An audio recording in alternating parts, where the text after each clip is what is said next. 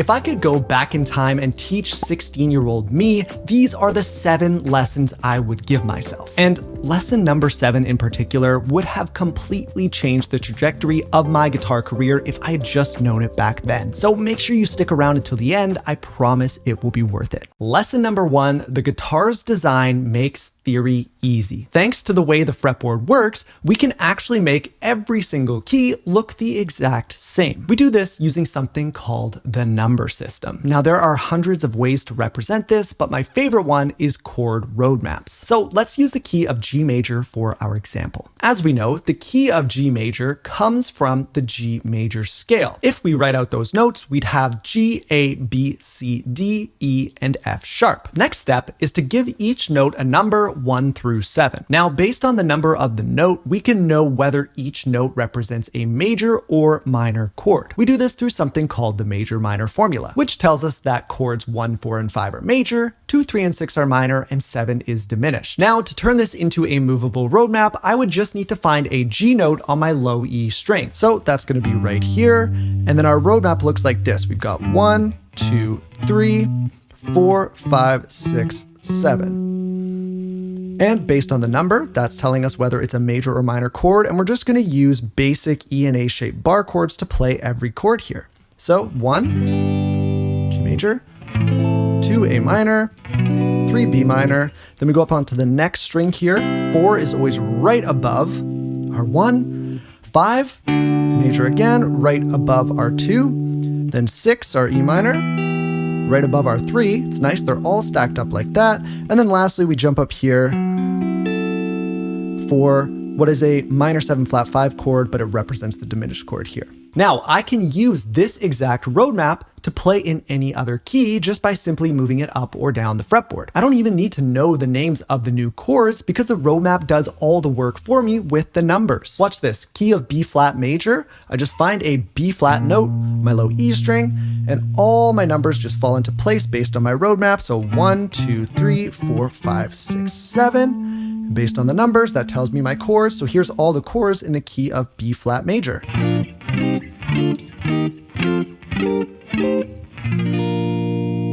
Now, if you're wondering about minor keys, don't worry, we're going to get into that in a really cool way in lesson number 5. Lesson number 2, soloing can be stupid simple. When I was a teenager, I was under the impression that playing a solo required some ridiculously complicated mastery over the instrument to even get started. And it wasn't until much later that I found out this simply was not true. You don't need to play a different scale over every chord. You don't need to ever use modes if that's not your thing. You don't need to be able to play fast at all to sound good or even impressive. And you don't even need to worry about chord tones if you don't want to. You can take the most simple scale in the world, line it up with the key of the track, and turn it into something really nice.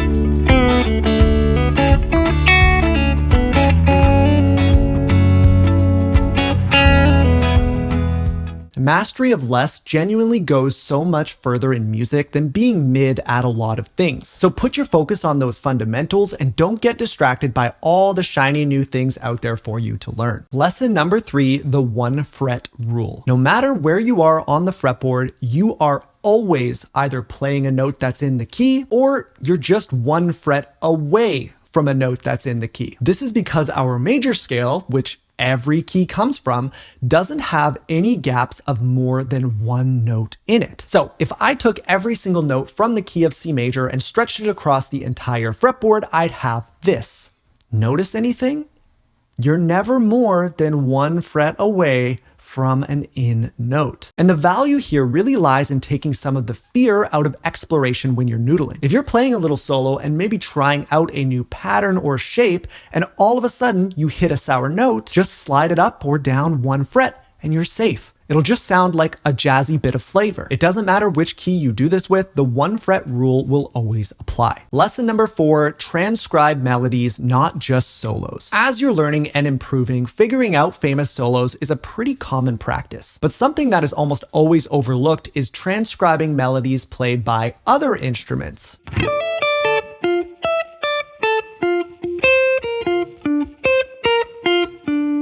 Or my personal favorite, vocal melodies.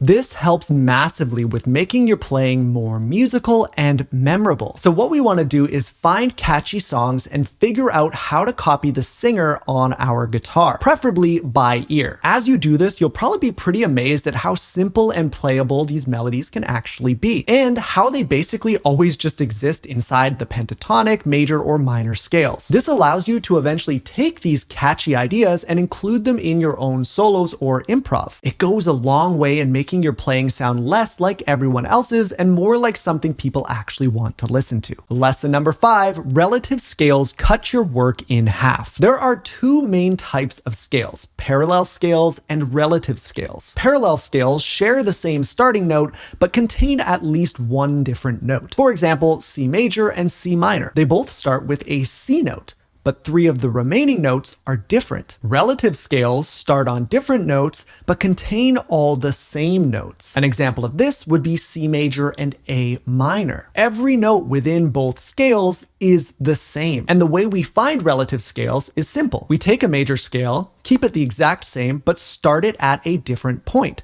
specifically note number 6. This will always give us our relative minor scale. If I pulled up a G major scale, I could locate the 6th note, and that would tell me that my relative minor scale is E minor. And since relative major and minor scales share all the same notes, that also means they share everything else. So when you learn your chord roadmaps, your number systems, scales, or whatever else in G major, you've also learned it in E minor. A quick example, you probably know this as an E minor pentatonic. Well, it is also a G major pentatonic. It has all the same notes in it. So E minor and its relative G major, exactly the same scale, and can be used in the keys of both E minor and G major. And yes, all 12 major keys have a relative minor key containing all the same notes and chords, meaning you'll learn all 12 major keys and you now know all 12 minor keys automatically. Lesson number 6, modes are literally just the major scale. Modes are something that intimidated the heck out of me growing up, but what they actually are is very simple. Remember how we just talked about relative scales and how if we started a major scale on the 6th note, it became a minor scale? Well, what if we started on one of the other notes instead? Those are our modes. We can pull the C major scale back up. If we start this scale on the 1st note, we'd get a C major scale, or its other name, C Ionian. Start on the 2nd note, we get D Dorian. 3rd, E Phrygian. 4th, F Lydian. 5th, G Mixolydian. 6th, we know is our minor scale, but we can also call this A Aeolian. And lastly, if we started from note 7, we'd have B Locrian. And the same can be done with literally any other major scale. The modes just represent the number within the major scale that you start from. Lesson number 7, the pentatonic hop. So I know earlier in this video, I talked about how it wasn't necessary to change scales for every chord if you didn't want to, right? Well, what if you did want to? The pentatonic hop is a really cool kind of brain off way of doing it. So let's say we're playing in the key of C major. That means our chord progression will be some combination of these 7 chords from that key. Typically, you play the scale that matches the key as well. C major scale, C major pentatonic, or the relative A minor or A minor pentatonic. If, let's say, I tried to play an F major scale when I hit the F major chord, or a D minor scale over the D minor chord, I'd get some pretty weird sounding notes. It just doesn't quite work. And this is pretty easy to visualize. If we took all the notes of all the scales that match the chords, you'd see that all of them but our relative C major and A minor contain at least one wrong note. But what happens if I turn every single one of these into pentatonic scales? With the exception of chord number 7, which is rarely used anyway, every wrong note disappears. And what this means is that you can absolutely match the pentatonic scale with the chord you're playing over. F major chord, F major pentatonic is now good. D minor chord, D minor pentatonic is good. And you can just hop your basic pentatonic scale around to each of these chords and not worry about changing shapes or anything. For example, let's say my chord progression was C major to F major to A minor to D minor. Well, for C major, I could play C major pentatonic. For F major, I could hop up to an F major pentatonic. That would be totally fine. All the notes are in. For A minor chord, I could play A minor pentatonic. And then for D minor, we just hop that up to a D minor pentatonic. Again, all these notes will be in the key and totally safe to play around with. And of course, this will work for any other key you might be playing in as well. So which of these 7 lessons stood out to you the most? Leave a comment and let me know. If you like my teaching style, you can support me by checking out my official guitar courses or my Patreon. Links to all of that can be found in the description. If you liked learning about the pentatonic hop, I'd get even deeper into it in this lesson here. Thank you so much for watching, and I'll see you in the next one.